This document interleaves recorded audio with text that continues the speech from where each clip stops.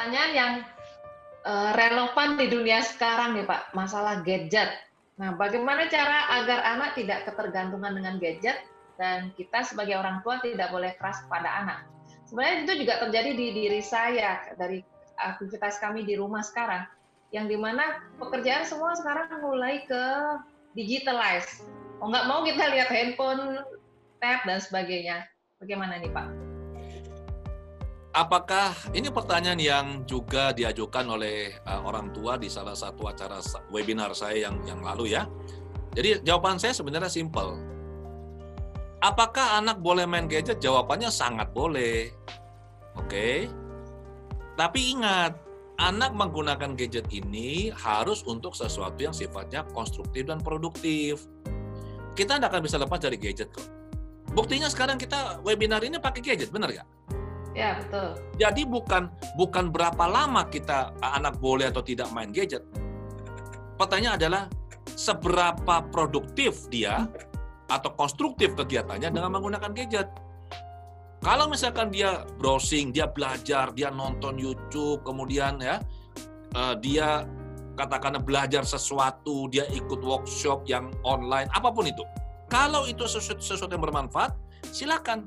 Mau sehari semalam pakai gadget ya nggak apa-apa. Lain halnya kalau dia pakai gadget ini hanya untuk apa? Chatting, ya, nonton yang katakanlah yang nggak ada manfaatnya. Nah, itu menjadi sebuah hal yang perlu kita perhatikan. Dan juga kita harus sebagai orang tua harus lihat, anak ini kalau main gadget karena apa? Apakah karena memang dia suka main gadget atau mungkin dia ini untuk mengusir rasa kesepiannya dia. Ini yang terjadi pada banyak klien saya. Anak-anak main gadget karena mereka merasa kesepian. Perasaan kesepian ini terjadi karena orang tua tidak memberikan kasih seperti yang mereka harapkan. Orang tua sibuk. Akibatnya anak merasa kesepian. Dan secara psikologis, perasaan kesepian ini mengganggu sekali. Maka untuk bisa mengalihkan supaya mereka tidak merasa kesepian, mereka main gadget. Main game. Dan biasanya gamenya online. Nah, di game online ini dia punya friends, dia punya teman. Benar nggak? Di situ dia merasa ada yang dekat sama dia. Padahal ini sebenarnya adalah sesuatu yang sifatnya virtual atau semu. Jadi kalau misalkan orang tua kurang berikan perhatian, anak larinya ke gadget, nah kita harus beri perhatian pada anak. Jadi jangan asal dilarang. Biasanya kalau orang tua bilang, Pak Adi tolong dong anak saya ini main HP terus gimana Bu? Kalau bisa diberhentiin HP-nya. Supaya apa? Supaya dia fokus belajar.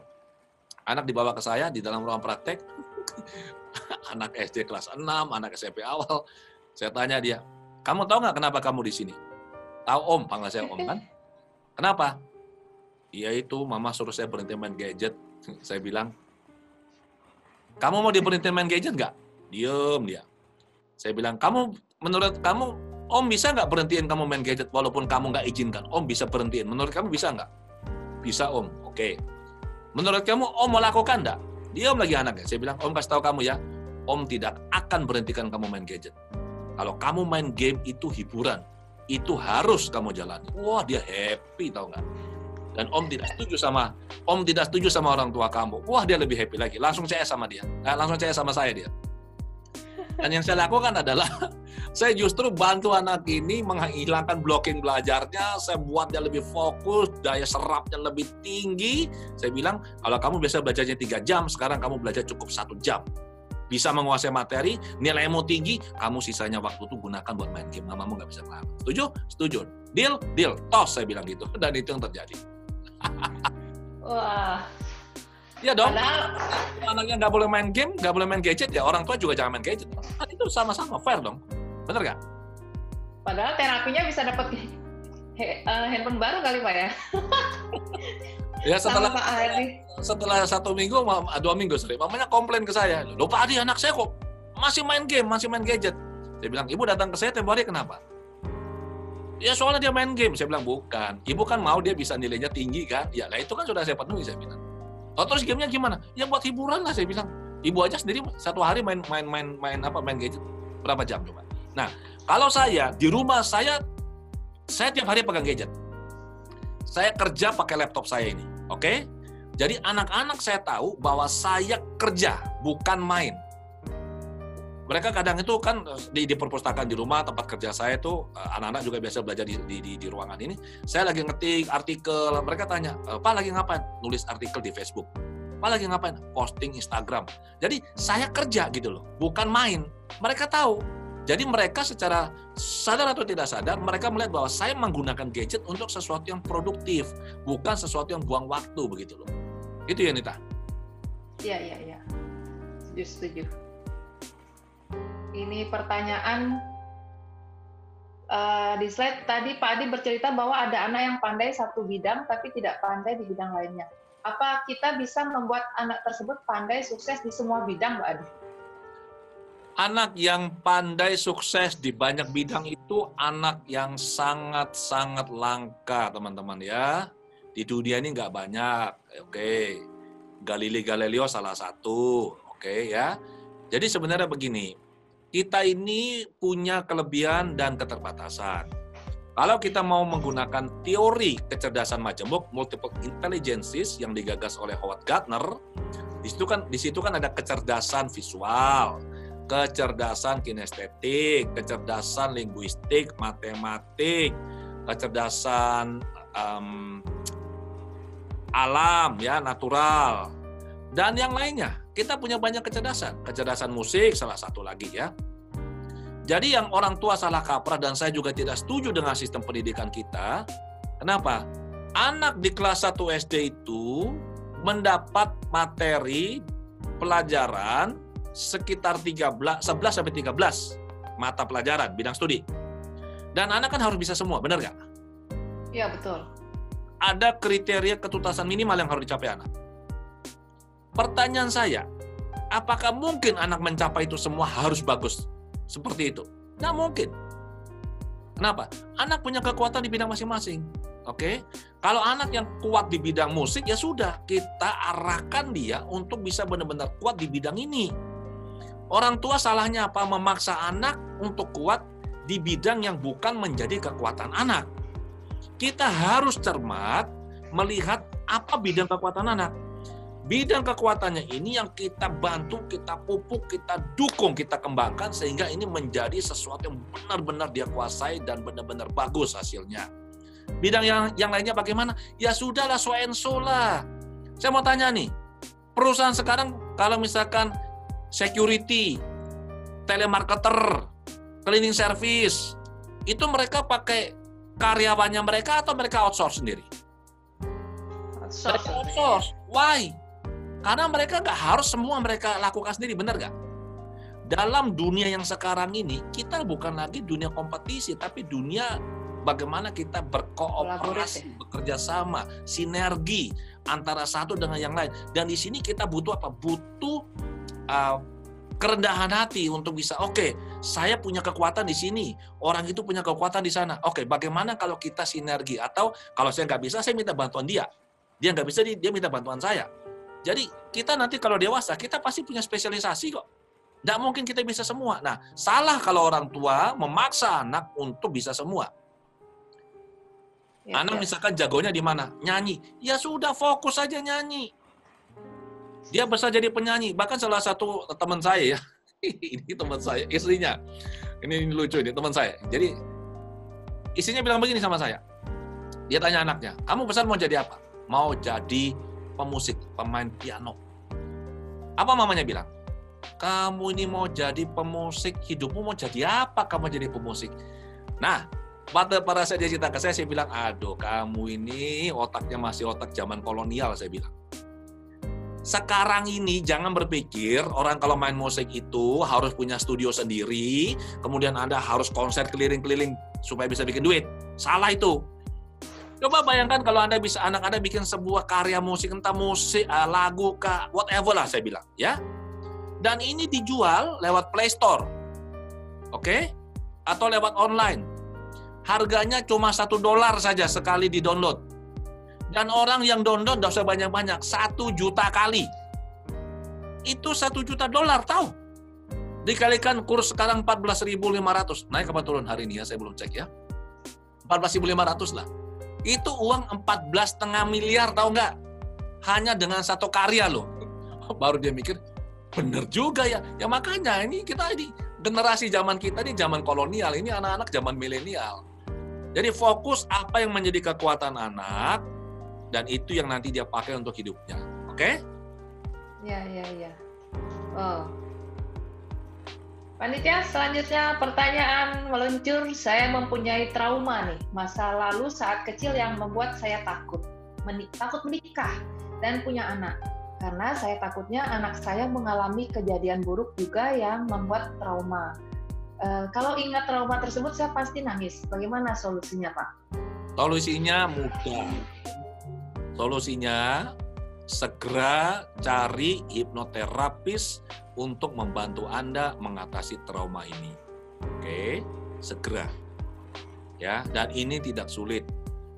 Kalau Anda mencari hipnoterapis, saran saya ya, ini sekali lagi ini pendapat pribadi saya ya. Karena saya hipnoterapis klinis, saya mendidik banyak hipnoterapis. Jadi kalau Anda tanya saya ya, saya rekomendasi murid saya dong. Kan fairnya begitu. Karena saya tahu apa yang mereka lakukan begitu loh. Di luaran banyak hipnoterapis bagus, banyak. Cuma kan saya tidak tahu. Jadi yang saya tahu kan hipnoterapis murid saya. So, Anda kontak ke kantor saya di Surabaya, nanti oleh staf saya akan diberikan nomor HP terapis yang ada di kota Anda. Kita hanya butuh komitmen 1-4 sesi.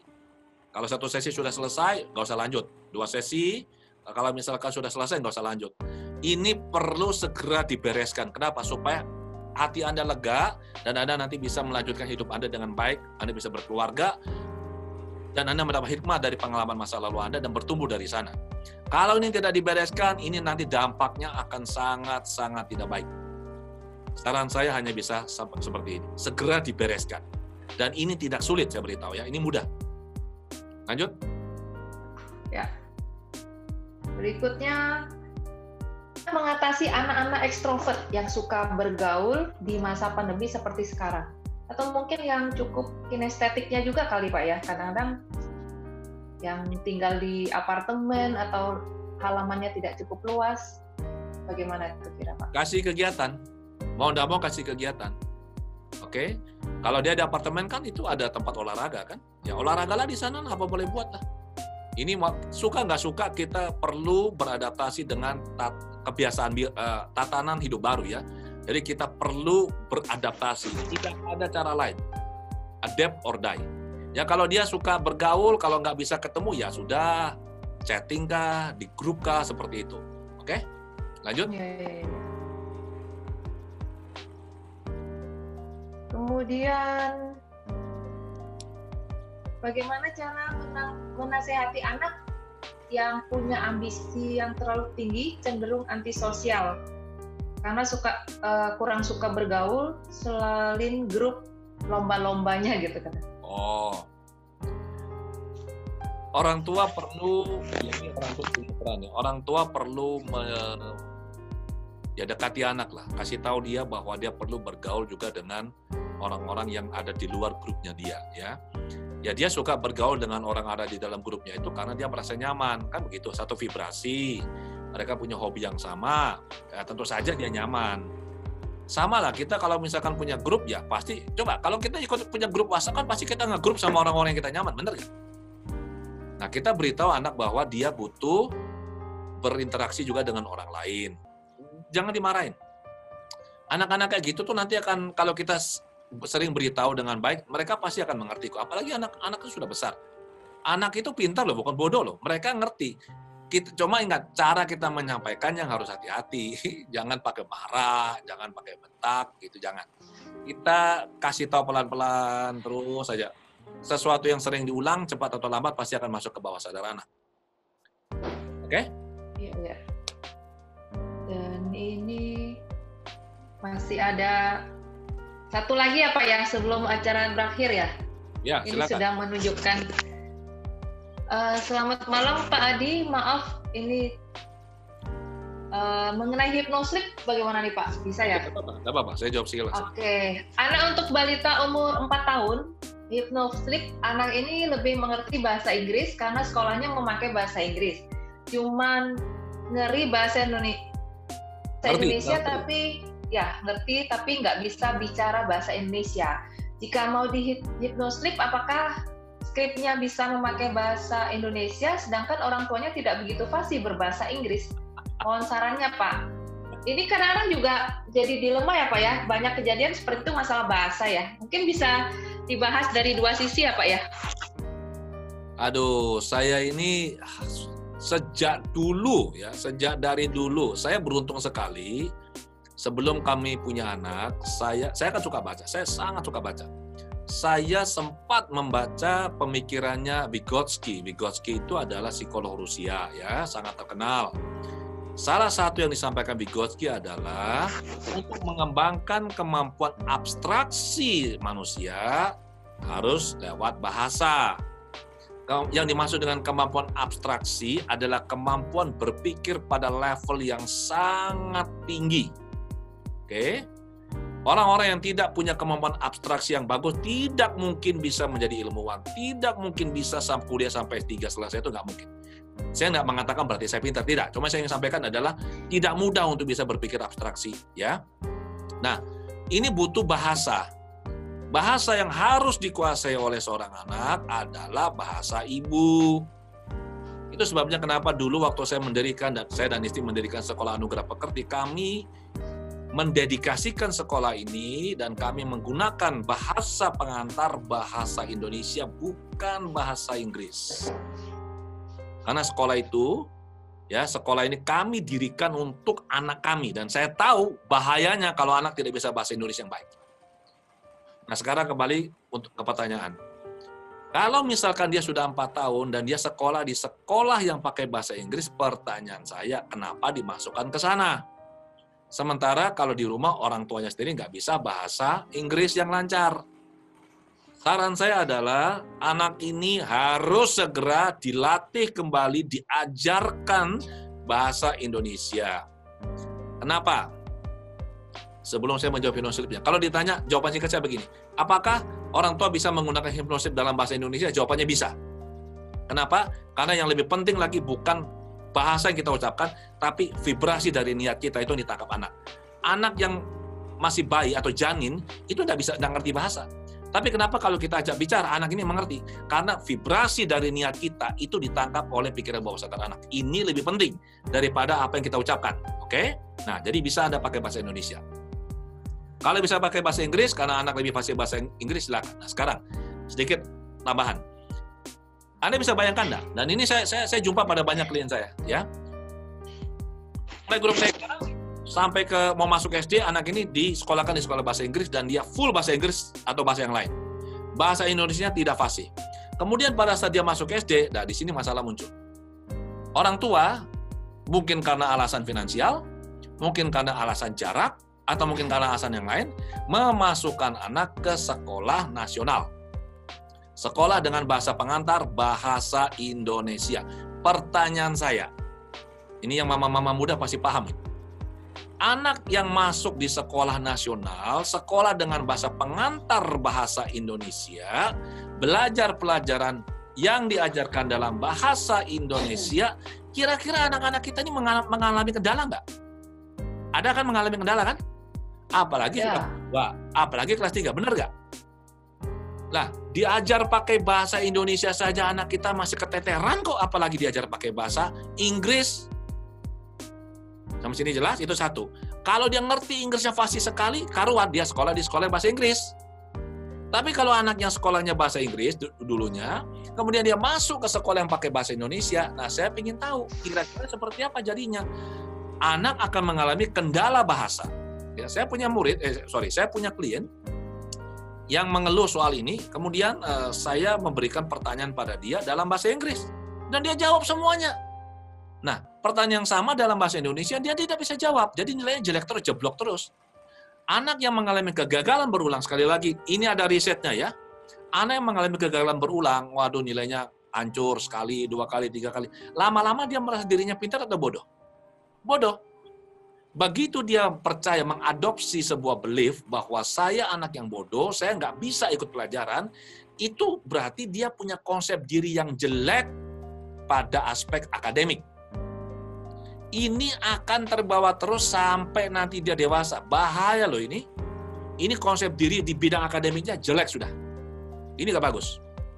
Jadi saran saya adalah cepat ajar anak bahasa Indonesia. ini belum terlambat, mumpung usianya masih kecil 4 tahun. Demikian Yunita. Mungkin kekhawatiran orang tua sekarang tuh karena melihat dari pengalaman pribadinya, dulu di Indonesia, sekolah di negeri mungkin ya, atau gimana gitu, tapi sekarang kan semua pakai bahasa Inggris gitu loh Pak. Khawatir bisa nggak anak-anaknya itu kalau nanti sudah besar baru belajar bahasa Inggris? Oke. Belajar bahasa, ya belajarlah bahasa Indonesia. Tetapi bahasa Inggris dan bahasa yang lain, mau Mandarin, mau Jepang, silakan. Kita memberikan stimulasi. Ada perbedaan.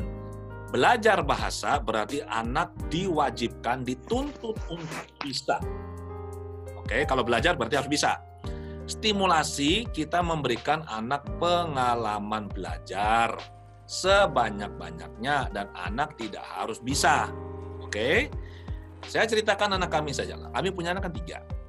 Sekolah di Anugerah Pekerti berbahasa pengantar bahasa Indonesia.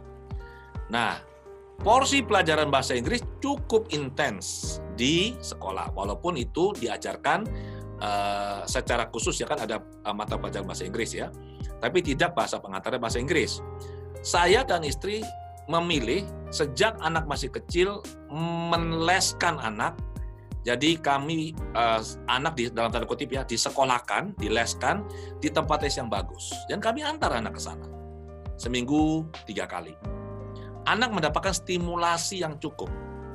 Dan sekarang anak kami 3 fasih bahasa Inggrisnya.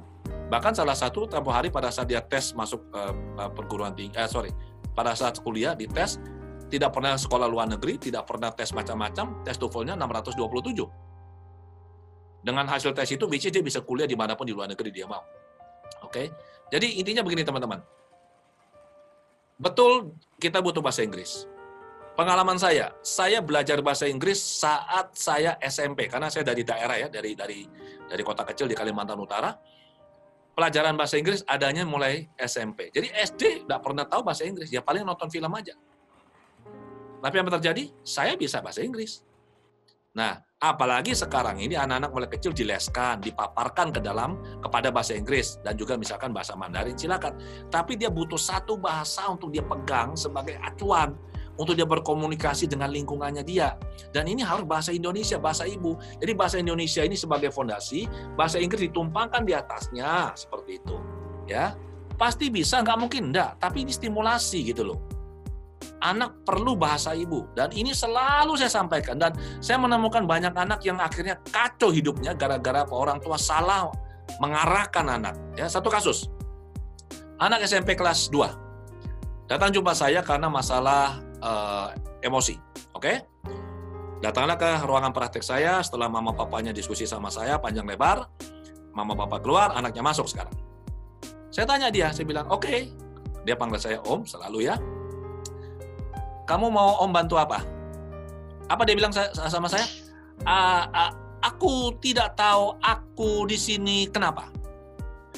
Begitu saya dengar apa yang dia katakan pada saya tahu dia menggunakan bahasa Inggris dan dia translate ke dalam bahasa Indonesia. I don't know why I am here for. Betul?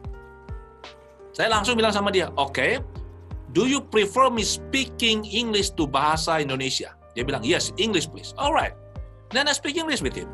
Oke, saya bicara bahasa Inggris sama dia. Cilakanya lagi apa? Ini anak SMP kelas 2 loh. Bahasa Inggrisnya juga tidak fasih, mati nggak? Saya setengah mati untuk menerapi anak ini. Indonesianya keteteran, anak SMP kelas 2 kalau baca koran yang pakai bahasa Indonesia, koran publikasi dalam bahasa Indonesia, dia SMP kelas 2, dia tidak bisa mengerti apa yang ditulis di sana. Cilaka nggak saya bilang gitu. Oke, saya terapi dia, setelah selesai saya panggil orang tuanya. Saya tanya, kalian ini nanti akan menyekolahkan dia SMA di Indonesia atau kuliahnya di Indonesia apa di luar negeri? Dia bilang, kuliah di Indonesia, Pak. Kenapa? Karena kuliah di luar negeri mahal, Pak. Saya bilang, Anda baru menandatangani sertifikat kegagalan anak Anda. Lu kok bisa begitu? Bagaimana dia bisa menyusun skripsi kalau kayak begini, saya bilang. Bagaimana dia bisa menyusun tesis begini? Kalau dia sekolah di sekolah yang menggunakan bahasa Indonesia. Saat itu kedua orang tuanya baru sadar bahwa kuliah, kalau dia kuliah di Indonesia, dia harus fasih bahasa Indonesia. Orang tuanya sadar dan saya bilang, sudah terlambat. Kalau mau bagus, SMA di Indonesia yang full bahasa Inggris, kemudian kuliahkan dia di luar negeri. Kalau Anda nggak mampu, cari beasiswa. Dan dia nanti kerja di perusahaan asing atau dia tinggal di luar negeri. Kalau dia kembali ke Indonesia, saya jamin sulit. Kenapa? Dia susah berinteraksi dengan kita. Seperti itu, Yunita. Oke. Wah, dalam banget nih. Banyak manfaat saya yakin. Tentunya waktu ini sudah terbatas, Pak. Sudah menunjukkan pukul 9 lebih, Wita. Surabaya baru jam 8 kok, jangan khawatir. Kita lanjut atau gimana nih, Pak? Ini masih ada sih pertanyaan gitu. Ya tergantung kan, kalau lanjut ada overtime ya enggak apa-apa lah. Ya pokoknya kan kita udah deal kan, harganya cocok ya kita lanjut ini. Waduh. Oke, itu ada beberapa yang sudah dirangkum juga sih dengan pertanyaan-pertanyaan. Ya. Saya cek dulu sebentar. Boleh satu ya Pak ya, ini kayaknya terakhir mengenai pasangan hidup yang mendukung Pak, rahasia sukses para milenial terkait tentang mempunyai pasangan hidup yang mendukung, seperti yang Bapak jelaskan tadi sempat itu lebih luas mungkin dari sisi pendidikannya kah, atau konsep berpikirnya, juga visionernya gitu. Oke. Gimana? Pasangan hidup yang mendukung biasanya ini kan karena kita ini di timur, kita punya budaya paternal ya, patriarki ya, itu biasanya sih orang akan punya asumsi bahwa istri mendukung suami, kan begitu. Itu satu sisi ya. Jadi pasangan yang mendukung, kalau ini suaminya yang sebagai breadwinner, yang cari makan, yang kerja atau yang bangun bisnis, istri perlu mendukung suami. Mendukung ini tidak berarti Anda harus terjun ke bidang atau karir suami Anda. Itu di sana tidak harus. Mendukung ini berarti Anda mendukung dia dari sisi moral, Anda mengelola rumah tangga dengan sangat baik pun, itu sudah mendukung. Oke? Itu satu ya. Sebaliknya apabila istri Anda yang misalkan ternyata punya karir yang lebih bagus dari Anda perlu dukung. Misalkan ada istri yang mau sekolah lagi, dapat beasiswa dari kantor mungkin, atau dapat beasiswa dari pemerintah, dia mau sekolah lagi. Kalau itu memungkinkan, mengapa tidak? Nah, biasanya kendalanya adalah, dan saya menemukan beberapa, tidak semua, tidak selalu, ada beberapa, pada saat seorang wanita karirnya melonjak lebih tinggi dari sisi posisi, jabatan, dan juga penghasilan dibanding suaminya, biasanya ya ada suami yang keberatan. Nanti alasannya macam-macam, wah ini kok sekarang nggak ngurus rumah lah, ini padahal sebenarnya apa? Suaminya merasa kalah, merasa dirinya tidak lagi bisa menjadi leader, pemimpin dalam keluarga. Oke, nah jadi suami istri perlu rembuk nih. Visinya mau kemana nih, keluarga mau dibawa kemana, bisnisnya mau dibawa kemana. Suami mendukung istri, oke. Istri mendukung suami, oke. Ya, sekali lagi, ini sangat penting. Saya punya seorang teman nih, seorang pembicara. Di awal karirnya dia, kebetulan saya termasuk orang yang memberikan banyak masukan, ya, melakukan mentoring pada dia lah. Di awal karirnya sebagai pembicara.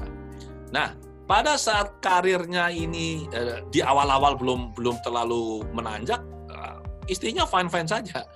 Tapi pada saat karirnya sudah mulai menanjak, mulai naik, dan dia mulai sering diminta perusahaan memberikan pelatihan, dia mulai sering keluar kota untuk memberikan pelatihan, istrinya mulai ngomel.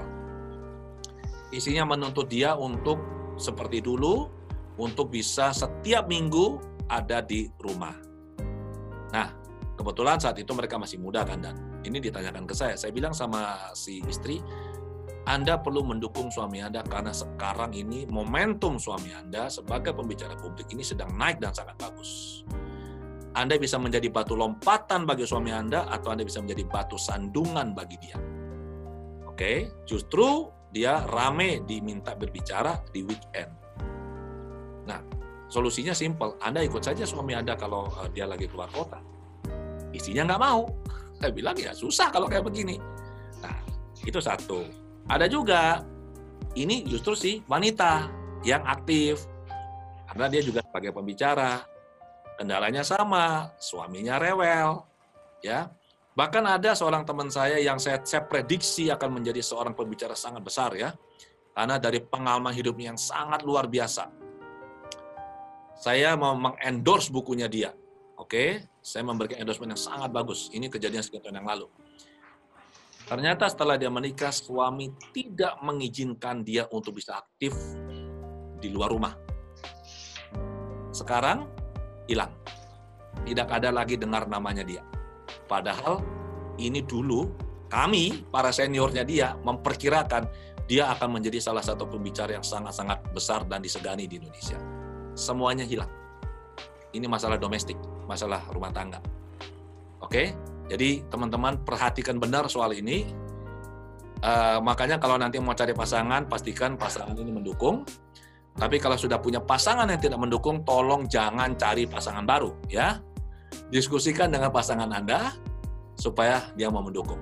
Tapi ingat juga, jangan sampai dengan alasan mau mengembangkan karir atau bisnis, kita mengorbankan keluarga kita. Itu juga nggak boleh.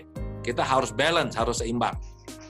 Ya, kalau ini pertanyaan terakhir, saya mau tutup dengan satu statement ini, satu cerita. Saya punya seorang teman kontraktor, teman baik saya, ya, di Surabaya. Kontraktor ini sering mendapatkan proyek membangun rumah, membangun villa, membangun gedung di Surabaya, di Bali, di Jakarta, di Bandung. Luar biasa orangnya. Proyeknya itu luar biasa. Tapi pada saat dia punya lahir anaknya yang kedua, pada saat anaknya masih bayi, jadi punya anak kecil, dia punya anak lagi satu. Pada saat lahir anak yang kedua, dia memutuskan untuk membatasi membangun atau proyek hanya yang bisa dia tangani dan tidak menyita waktunya secara berlebihan. Saya tanya dia kenapa? Dia bilang, kalau dikalkulasi secara bisnis, dia bilang, Pak, selama setahun saya kehilangan penghasilan sekian miliar, Pak, dari yang biasa saya dapatkan. Lalu kenapa Anda kok memilih untuk ini? Dia bilang, saya memutuskan keluarga lebih penting. Saya tidak mau anak saya bertumbuh tanpa ada saya di sampingnya. Tiba-tiba anak sudah besar, tiba-tiba mereka telah berkeluarga. Oke? Saya mau melihat anak saya bertumbuh, saya mau ada di samping anak-anak saya saat mereka bertumbuh. Dan konsekuensinya, kalau saya memang harus melepaskan banyak peluang yang tadinya saya garap, saya lakukan. Dan itu yang dia lakukan. Anak-anak mereka bertumbuh dengan sangat baik. Demikian Yunita, terima kasih. Ya, terima kasih Pak atas pertanyaan waktunya. Ini pertanyaannya sebenarnya banyak sekali dan mohon maaf bagi para partisipan dan teman-teman yang belum sempat kami tanyakan pertanyaannya. Tapi sebelum kita akhiri, mungkin kiranya sekali lagi Bapak bisa memberikan pesan singkat untuk kita semua sebagai bekal dan bagaimana cara kita untuk cerdas dan bijak dalam menyikapi dalam lingkungan yang semakin butuh kedekatan di rumah terus dan tapi bisa saling balance gitu loh Pak. Oke, jadi begini. Untuk memastikan anak-anak kita bisa sukses di masa depan, kita perlu memberikan fondasi yang kuat. Dan fondasi ini adalah konsep diri. Ya, ini adalah hal paling penting yang kita bisa berikan. Yang lain-lain itu hanyalah aksesoris. Berikan perasaan diri berharga, berikan dukungan, berikan cinta pada anak-anak ini. Dan mereka bertumbuh menjadi pribadi yang kuat, tangguh, dan baik. Kalau mereka nanti di masa depan mengalami banyak goncangan misalnya, ataupun mereka harus beradaptasi dengan perubahan yang sangat cepat, mereka mampu melakukannya. Pegang benar-benar kuncinya, fondasinya adalah konsep diri positif. Sekali lagi, yang lain hanyalah aksesoris. Begitu Yunita, terima kasih. Wah, saya yakin ya sangat bermanfaat pertemuan kita, walaupun 1,5 jam lebih ya, hampir 2 jam kita di sini bersama-sama.